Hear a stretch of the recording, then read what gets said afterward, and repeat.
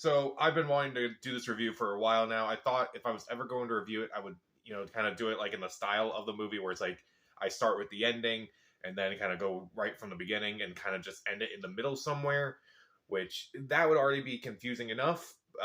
But I decided against that because it would require too much editing, too much time, and at the same time, my thoughts are already all over the place to begin with. So either way, it's probably not going to make that much sense unless you've seen this movie. So Memento was directed by Christopher Nolan. It was co-written by him and his brother Jonathan Nolan, and it stars Guy Pearce, Carrie-Anne Moss, Joe Pantoliano. And it's about this man named Leonard who has this condition. He has to say it all the time that he has this condition where he can't form new memories. And he's trying to track down this person who he doesn't know, he doesn't remember. He's murdered his wife, and he has to try to find him with the help of a detective played by Joe Pantoliano, and a bartender played by Carrie-Anne Moss also gets involved in this whole thing. And that's basically the movie. So this was Nolan's first big movie out there. Following was kind of a test run for things he wanted to do. And Memento is probably his first big actual movie that he did. And this was a movie that for years I've watched it and I've kind of like tried to analyze it and I tried to articulate my thoughts with the whole movie.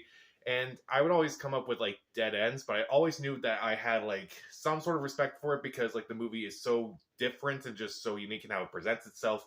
And I may have liked it more before I fully understood it, but now that I have seen it multiple times, I definitely get it a lot more now. I definitely really like this movie, and this may be one of my favorite movies by Christopher Nolan. That doesn't mean to me it's perfect. There are some things I kind of don't like with it, but they're mostly just nitpicks. So, what works in the movie? Well, the acting is pretty good. Guy Pearce, he's really good in the movie as this guy who has, like, this condition. He keeps mentioning this condition, but, like, he can't form new memories, and yet he knows the condition that he has. Weird. Okay. But he actually does sell the whole thing really well. Like, you can definitely buy that he has these issues, and you definitely buy a lot of the things that he does throughout the movie. And I also thought Joe Pantoliano was also really good in this movie, too, as the detective who's helping him, kind of, to try to find his wife, but he's really trying to track down all these criminals who have the same names as the killer that killed his wife, apparently. I thought he was really good. I thought he was really funny, and he kind of had that whole vibe of, like, do I really trust this guy or no? And it kind of has that whole thing throughout this entire movie where it's like, can you really trust this person or not? It's like, Carrie-Anne Moss also has that, and even Guy Pearce has that, as you see from this movie. Carrie-Anne Moss is also pretty good in this movie as the sarcastic bartender who claims she's helping Leonard, but she's like obviously just trying to screw with him, trying to mess with him. And it definitely works in her favor a lot. She's really good in the movie too. And I also kind of like how with this movie, I always get something new out of it, like a new theme, like a new plot line. And I definitely look at this movie every time I watch this movie. I always find something new about it. It's like, okay, maybe this makes more sense to me now. Like the scene where he's with that, with that escort, and he's trying to relive like the last moments I had with his wife to kind of like, figure things out, and then the burning of like all of her stuff is like, oh, that's trying to let her go and such. That I do think that was really interesting. I do like how there's like new clues, new storylines, new answers to a lot of things that with each new viewing, like the whole thing where it's revealed that he may have already done this already, and he's just gonna keep forgetting and just keep going on this whole quest. And like that is fascinating. I do think that is really well done. Like I'd never noticed that. There's a scene towards the end of the movie, the physical movie, not like the story of the movie, because the movie is just all over the place. There's a tattoo that says he did it, implying that, oh, he may have already actually done it, like actually found the person who attacked his wife. So that kind of implies that, he keeps forgetting, so it's like he's kind of just on this whole thing this entire time, and there's like no way of stopping him because that's the last thing he remembers. And I do think that is really amusing, really fascinating. Also, I kind of like how the movie toys with the idea that Leonard is actually not the hero. He actually does a lot of terrible things throughout this movie. Like, he knocks out this guy who's in a hotel, and he does nothing to really help this guy. And it's like, kind of alludes to like some of the things that he's done. Like, he may have been the one to accidentally kill his wife with the whole, giving her insulin and such. I do think that it kind of alludes to a lot of the things that he's been doing throughout the movie. Like, he's been killing all these criminals randomly because he thought they were the ones that attacked his wife.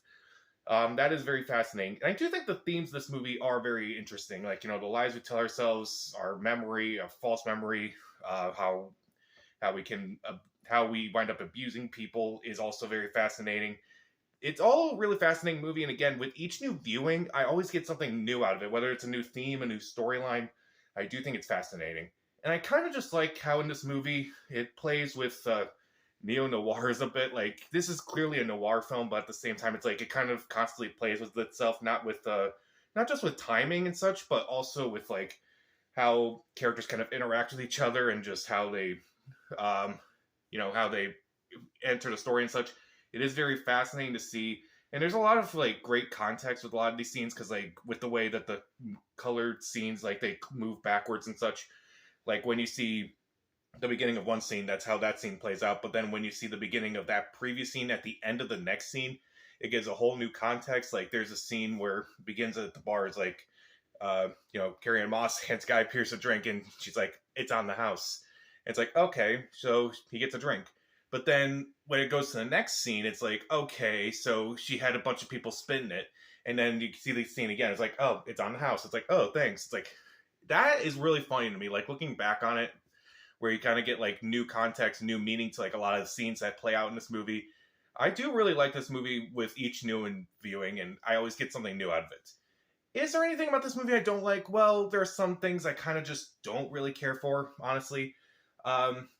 Carrie-Anne Moss's character, even though that I did like her performance, and I do think she does a good job in the movie, I felt like her character and her whole storyline just doesn't really mesh well with the rest of the movie. I just felt like it was just a distraction rather than like... I felt like it was just like a side mission rather than like actually being involved with the actual storyline. I felt like it could have written her out and the movie probably would have been as good as it is now. But at the same time, I don't want to do that because Carrie-Anne Moss did such a good job with this movie. And also, even though I kind of liked, when they did the scenes in color and it was like, they kind of like, they have one scene start away, but then the next scene, the previous scene starts, but then it ends with the first scene from the last scene. Again, it's all really confusing. But like, sometimes it would be like from a few scenes earlier. And I'm like, okay, but like, I wish that like, I kind of wish it kind of kept playing with the whole idea where it's like, okay, so this was the previous scene starting here, and then we go back to the black and white scenes. And it's kind of annoying to the point where it's like, maybe you should have just kind of like kept playing with the whole angle of like having the scene end with the start of the previous scene. And they just didn't do that constantly, and I kind of felt annoyed by that. And I feel like a lot of people complain. I feel like a lot of people would complain now that this movie's just not linear and such. I feel like a movie like this couldn't be linear. I felt like it would have been really boring just to watch this guy on a phone call and then like having that twist in the middle is kind of like weird and such. And then having that, having him kill his partner at the end of the movie. Like, I feel like it wouldn't be as interesting because you wouldn't find out that twist. You would find out the twist pretty early. I don't know. I feel like you could also do this as linear now that I think about it. Like, you could have the twist in the middle and kind of like, kind of make fun of noirs and such, like kind of make fun of the jokes and such about film tropes and such. Like, it has the whole Sammy Jenkins, tattoo on his hand. And it's like, it kind of makes me laugh a bit because it's like, he thinks he's doing something heroic and this is supposed to motivate him and such. And yet, clearly, Sammy Jenkins is not really part of the story whatsoever. And Sammy Jenkins is supposed to be a cover for what he's been going through and such. It is a fascinating movie. I do really like this movie with each new view. I do like it more and more with each new viewing. And I do think the actors do a really good job. Guy Pearce does a great job.